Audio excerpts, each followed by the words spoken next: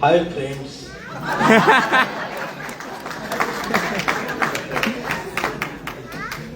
वाजवा टाळ्या.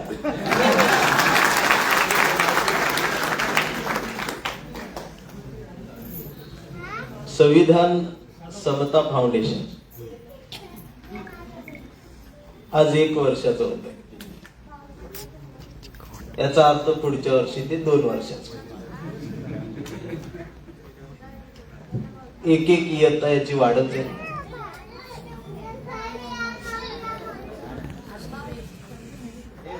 अनेक कार्यकर्ते जोडले जातील, काय तोडले जातील,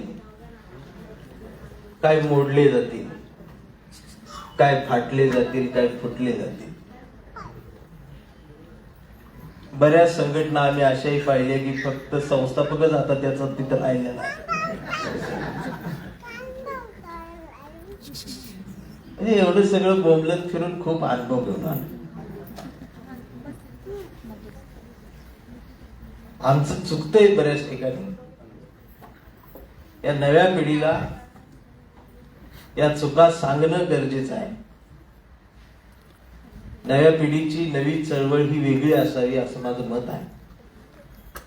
ती संवादाची असली पाहिजे आणि खरोखरच ती समतेची असली पाहिजे. आज जय भीम सगळ्या जाती धर्मात सगळ्या जगात सगळीजण जय भीम बोलायला लागल्यावर आमच्यातल्या काही जणांना लय वाईट वाटायला लागले.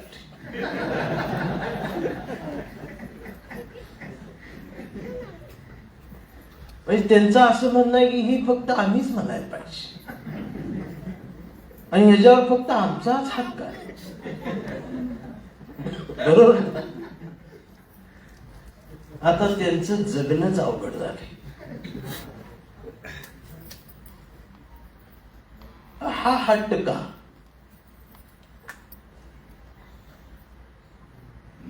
मी खूप तळागाळापर्यंत फिरलेलो आहे महाराष्ट्रात. सोशल मीडियावर मी आता आलोय. मी आधी लय खोल पुरलोय.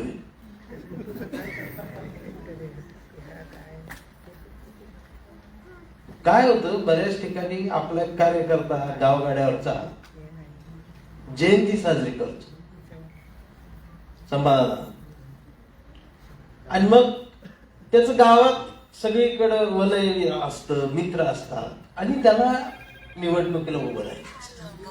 खरं सांग, त्याला उभं राहावं अशी माझी इच्छा असते. म्हणून तो काय करतो, त्याच्याकडं कार्यक्रम काय दुसरा जयंतीशिवाय, मग तो जयंतीचं वातावरण तयार करतो आणि मग वक्त्याला बोलवतो आणि मग सगळ्या जाती धर्मामध्ये त्याचे मित्र असतात. मग त्या सर्वांना तो बोलवतो. मग ते सर्वजण येतात आणि मग वक्ता पण येतो आणि वक्ता भाषणाला सुरुवात करतो आणि वक्ता सुरुवातीलाच म्हणतो, हिंदू हा धर्मच नाही. त्यानं जेवढं मित्र बोलवलेला असतात ती उठते ते त्यांचे चालू द्या, आपलं निघा. हे मी बघितलं. त्याच्यानंतर त्याच्याकडे कोणी फिरकत नाही. घराचं पत्र काढून विकायची वेळ येते त्याच्यावर आणि फक्त 2-4 जणच असते ती म्हणतात चळवळीतला कार्यकर्ता.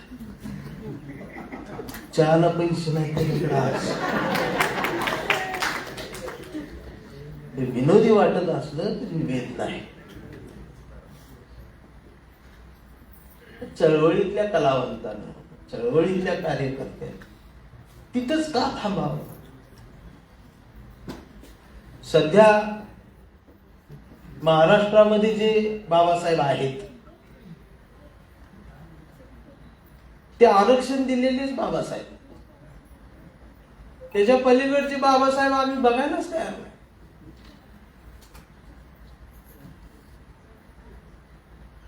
व्यापक बाबासाहेब बघायची सवयच आमची मोडलेली. नद्या जोडणारे बाबासाहेब, संस्कृत मधले बाबासाहेब, संवाद साधणारे बाबासाहेब. आमच्या बाप्पानं आम्हाला दिले एवढेच बाबासाहेब. आणि त्याच्यामुळं ह्या कट्टरतेमुळं लागलेली भांडणं. आणि आज तुमचं फाउंडेशन आहे. वानखडे सरांना विचारलं त्या मंत्रालयातनं जर माहिती काढली, तुमचं रजिस्ट्रेशन सगळं ज्या ठिकाणी येतं संस्थांचं, आठवड्याला जवळजवळ 150-200 संघटना महाराष्ट्रात रजिस्टर. आणि त्या 200 मधल्या 150 तर फक्त निधी लाटायलाच आहेत, आणि राहिलेल्या 50 आपल्या स्वाभिमानातनं तयार करतात.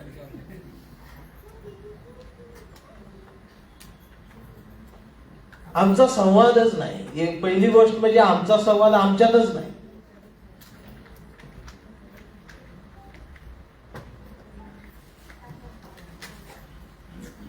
जय भीम, जय भीम, जय भीम. आधी प्रेमान बोल, शांत आहे, वरडून बोल. अंगावर आल्यागत बोलल्यावर मग तुम्हाला ऐकू येत. याचा अर्थ काय? तुम्हाला तोच जय भीम पाहिजे. जय भीम असं जय भीम तो झाला. त्या 2 व्हीलर वर बी तसं रेडीमेड देणार, तोंडात ती मावा, चौकात गाठ पडतो.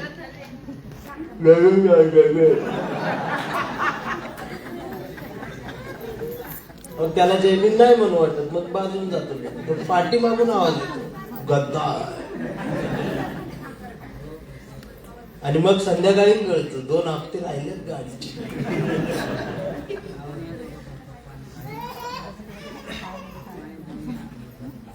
ही काय कट्टरता फक्त आपल्यातच नाही असं नाही,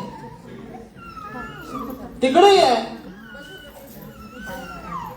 आणि या कट्टरतेमुळं फक्त या आंबेडकरी चळवळीचं नुकसान होत नाही, तर या देशाचं नुकसान, या भारताचं नुकसान.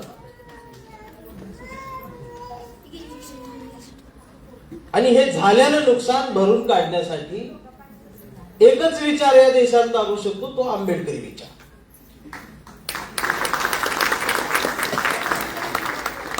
त्यामुळं न्यूट्रल घेर जो असतो तो जय भीम आहे. पण आमचं 5व्या घेरवरच आहे ना आम्ही.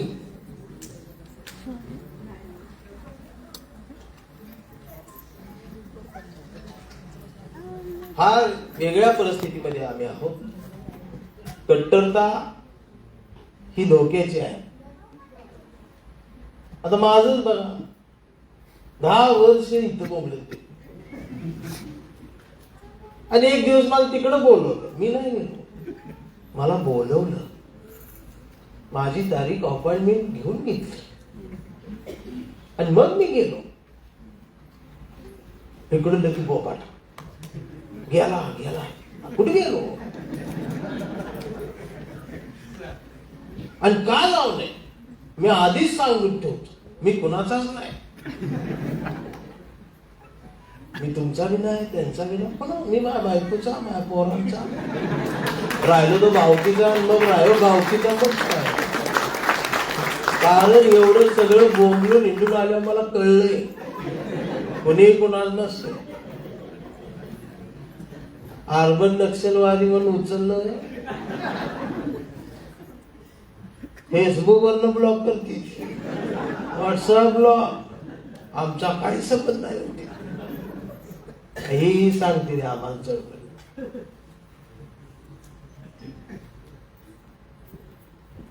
गाणं फक्त ते जागा असावं, भीमाचं पिल्लू जागा असा.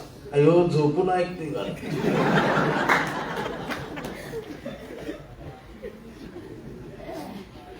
गोधडी दादा, हेडफोन काना आणि जागा असा.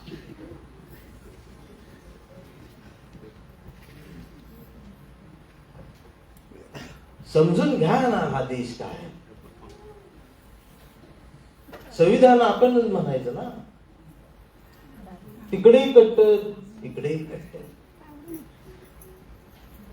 आणि या कट्टरतेमुळे संवादच नाही. परवा ते फेसबुकवरती एक लेख वाचत बसलो होतो.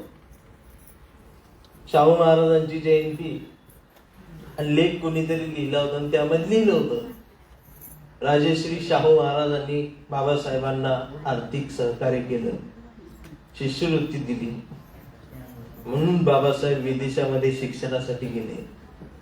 छान लिहिलं. तर खाली कमेंट काय,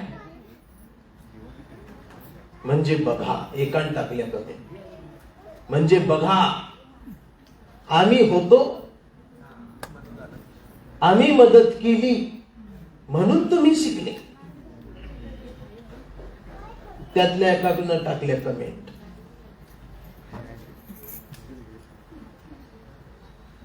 तर त्याला खाली रिप्लाय आपल्याला दिलाय. आपल्याला रिप्लाय काय दिलाय, आमची तेवढी लायकी होती म्हणून तुम्ही आम्हाला सहकार्य केलं. आणि हे बोलतायत कुणावर, शाहू महाराजांवर, बाबासाहेबांवर. आणि आहेत कुठं, गोधडी.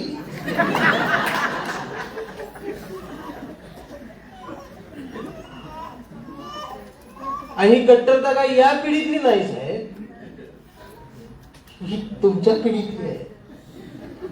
आणि त्या पिढीतनं संवाद साधणारा हा शाहीर, म्हणून आमच्या पिढीला सुद्धा हा भावतो. कोणाशी संवाद आहे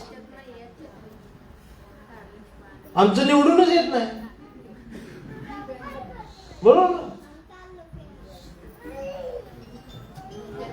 आमचा उमेदवार हा निवडून येण्यासाठी उभाच राहत नाही, तो कुणाला तरी पाडण्यासाठीच उभा केला जातो. 50-60 हजारावर मांडवली होती.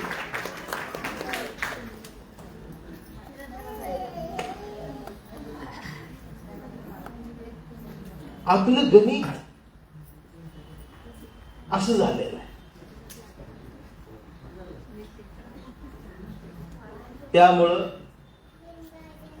आपल्यातली एकी ठेवता ठेवता आपला सुद्धा सगळ्यांशी संवाद पाहिजे.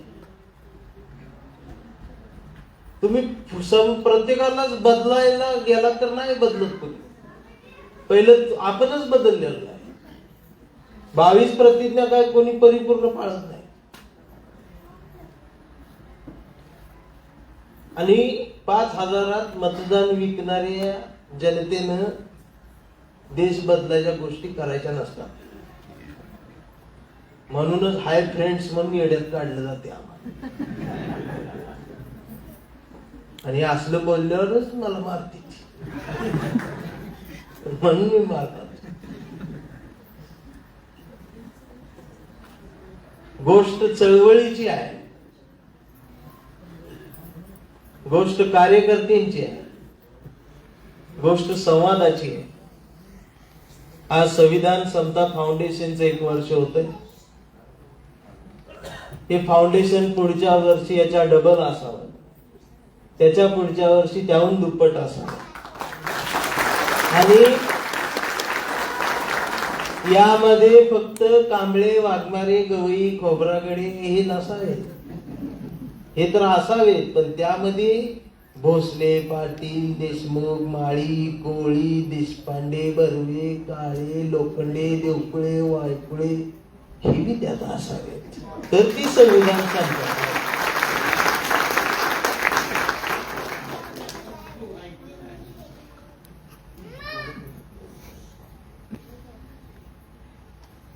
तर ती समता.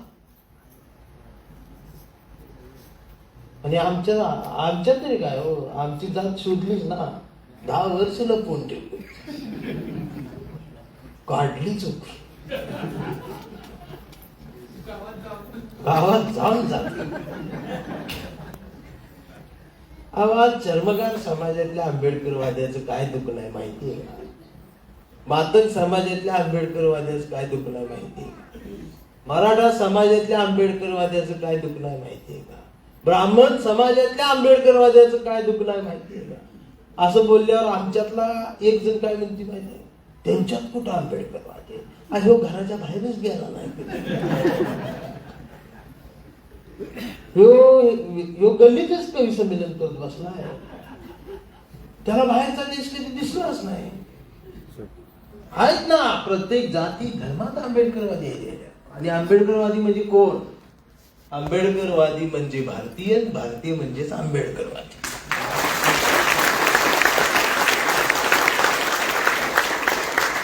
पण आमचं गणित काय, या लोकांचं दुखणं आहे दादा, एक तर त्यांच्यात त्यांची भावकी त्यांना घेत नाही.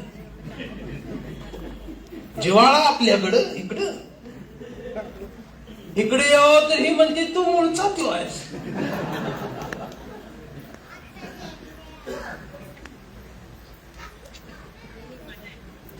आता फोन येतातच की, कोणतरी विचारत चंदन शिवे नेमके कोण? मी म्हणतो एससी सर. एससी मध्ये कोण?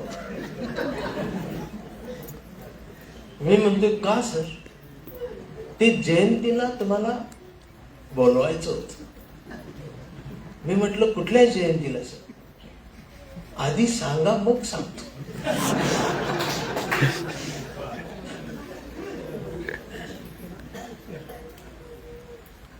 मग मी आयडिया केली, म्हटलं सर माझा घोळ आहे. ते म्हणले काय? आई मातंगाने, वडील बौद्ध आहे. म्हटलं अजून घोळ फोड आहे. ते म्हणले काय?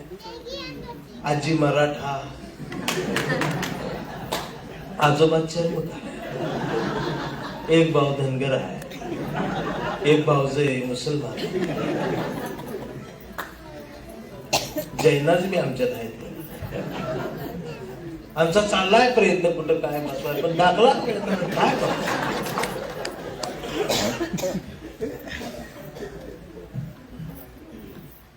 हा बहुजनांच्या एससीतला जातीय, आणि त्यातल्या त्या जातीतला जातीयवाद बी वेगळा आहे.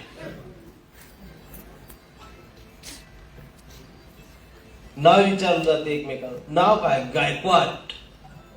गायकवाड म्हटल्यावर आता दोन्हीकडे गायकवाड, इकडं पण गायकवाड, इथं बी गायकवाड. मग गाव कुठलं? गाव कुठलं म्हटल्यावर सासवड, पुण्याजवळच. आता सासवडला दोन्हीकडे गायकवाड, मराठा समाजात बी गायकवाड, बौद्ध समाजात बी गायकवाड. मग याला कळत नाही हा नेमका कुठला काय. मग हा म्हणतो रस्त्याच्या पलीकडची गायकवाड, अलीकडची गायकवाड. ते म्हणतो पलीकडे भावकी आहे, घर इकडे बांधले, परत टोक्स आउट. म्हणजे ते परवा पुण्यात लग्न कुणाचं होतं? भावाच्या मुलीचं होतं. तिला कुठं दिली? तिला इकडे रोलवण्याकडे दिली. त्यांचं आडनाव काय? कांबळे. जय भीम. चला चहा प्यायला.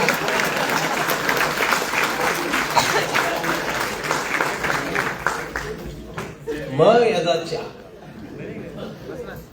आणि ह्याच्या मोबाईलवर रिंगटोन कुठली? समतेच्या वाटण याव. समतेच्या वाटण याला फोडून काढला पाहिजे. हे जे आमचं गणित चुकतंय, ही चुकलेलं गणित आम्ही सोडवणार. नव्या पिढीला ती कुठली चळवळ द्यायला.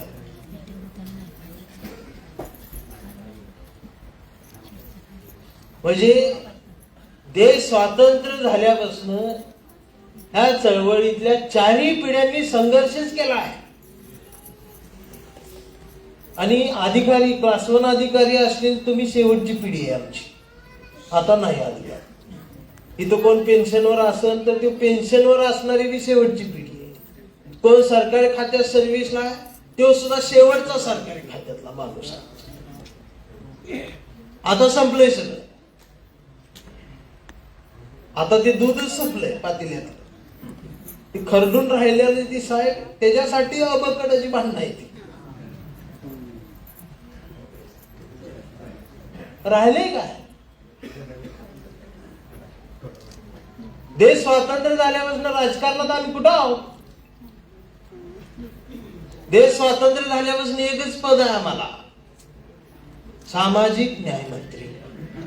महसूल मंत्री नाही, गृहमंत्री नाही, मुख्यमंत्री नाही, एकच पद, सामाजिक न्याय मंत्री. तू जातीच दाखलं काढ, ते मागासवर्गीय हॉस्टेल काचा फुटल्या, भिंत पडली, ड्रेनेज तुंबलं, तू तीच बघ. तिथं वर नेऊन सुद्धा तिथंच ठेवून देऊ आम्हाला. आणि आमची पोरं सुद्धा ह्या कट्टरतेनं, अजून ही नवी पिढी कट्टर आणि ती पुन्हा संघर्ष. आमच्या मागच्या 4 पिढ्यांनी संघर्ष करून जी चळवळ उभी केली त्याचा सन्मान ठेवून आणि त्या पिढ्यांनाही आदर्श वाटावा अशी ही 5वी पिढी आम्हाला चळवळीत अपेक्षित आहे. चळवळीच्या अनुषंगानं या विचाराशी कनेक्ट असणाऱ्या प्रत्येक कार्यकर्त्याला जगण्याचा अधिकार आहे, श्रीमंतीने जगण्याचा अधिकार आहे. मग तुम्ही म्हणालात की इमानात मला बोलवा, का नाही बोलवा? आणि मी तरी कुठून एसटीने हिंडाव. आता वॅगनर घेतली, ती मी सीएनजी घेतली. 6 महिने अवरेज त्या गाडी चांगली कुठली म्हणून तो शोध लागला.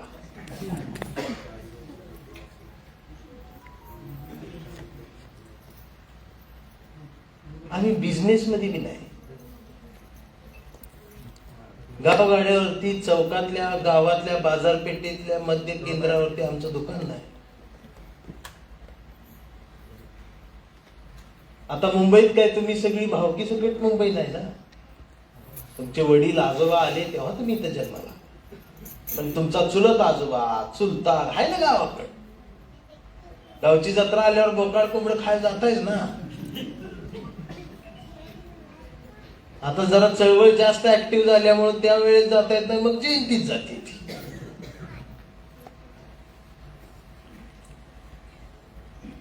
समजून घ्या, हे तुमचं समता फाउंडेशन